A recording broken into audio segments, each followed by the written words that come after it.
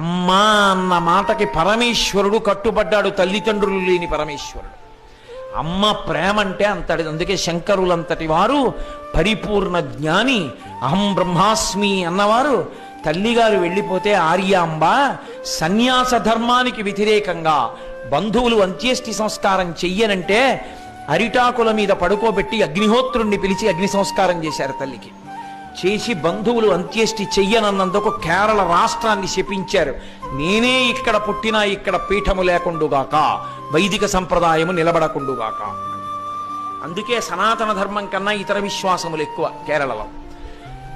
శంకరులు లొంగారు మనమెంత తల్లి భక్తికి.